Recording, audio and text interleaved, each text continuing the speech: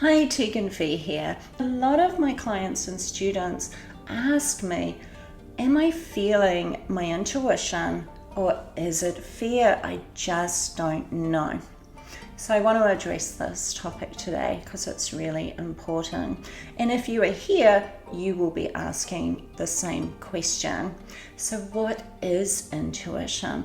Well, firstly, you are already highly intuitive. You always have been. But you see, we have learned when we are children that one, we have to be a good girl. Two, we have to put other people's needs ahead of our own. And our intuitive, sensitive side has often been rejected. I know for me as a child, I was told, don't be so sensitive, get a backbone so we can disown this part of the self. Your intuition is your higher mind. And in yoga, we call this the Buddhi mind, and it exists in your heart space and in your body. And this is the part of you that is connected to everything in all time and space, or your higher mind. This is the part of you that's always giving you intuitive hits about your environment and the people within it.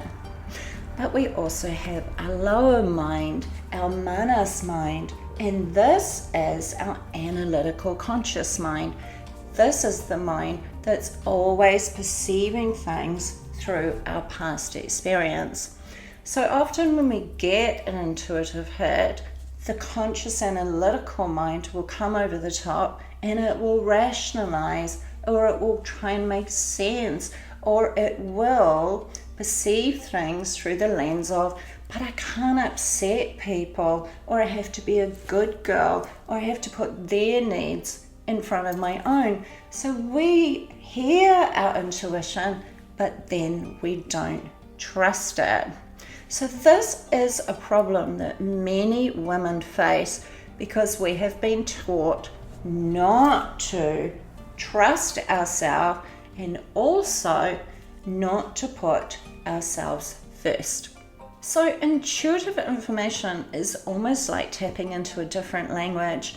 It may come to you on a feeling level. I've already mentioned empathy, or you may perceive it as images, clairvoyance, or as auditory information, or as symbols, or your environment may be giving you information through a sign that you see, or a number plate on a car, or even an animal or an insect that's coming into your space. Because superconscious awareness, our higher mind, that part of us that is connected to everything in all time and space, is always communicating with us.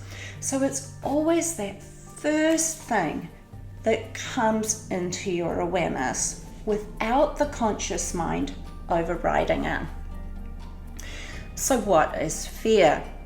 Well, fear comes from those decisions and experiences that you had as a child where your subconscious mind and your brain learnt that you are not safe. So our brain is always moving us away from pain towards pleasure. If you think about it, it's a little bit like a periscope that sits above the ocean. The submarine is below, and it's scanning our environment and looking out for threats based on our past experience. So if something comes into our environment that is similar to something that we've experienced in the past, your brain may create fear, put you into fight or flight to help to protect you. It's a warning sign, just like a warning light on your car. For example, you may have had experiences as a child where you learnt that love is not safe. Love abuses me, love rejects me, love abandons me. And you may meet a man in your life who is a really good guy and really good for you, but your brain says to you, but love is not safe. Don't go there. So that's an example of fear.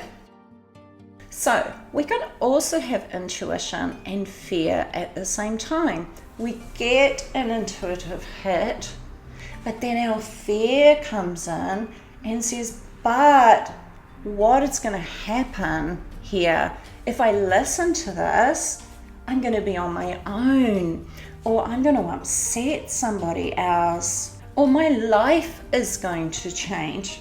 And so what will happen in that case is that you will start this looping process, and you will feel this intense anxiety in the body, and you will overthink the situation, even though there's that gnawing feeling within that something is not right. And it is really hard to know sometimes whether what you're feeling is intuition or fear.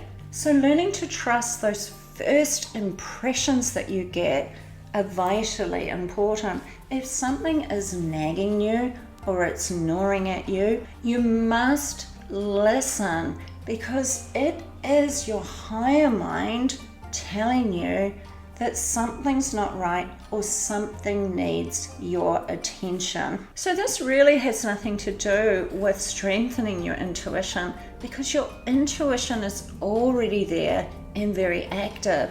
This is about learning to trust it. So one of the most powerful ways in connecting with your intuition is to become more embodied, to bring your awareness into your body and notice how you're feeling.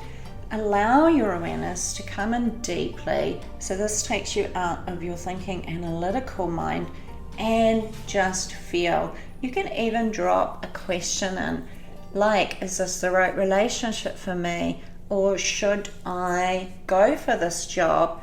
And then ask your body how it feels about it. And notice the sensations in your body. Just be present with your feeling state. If your body feels relaxed and expansive, then it's likely to be a yes, go for it.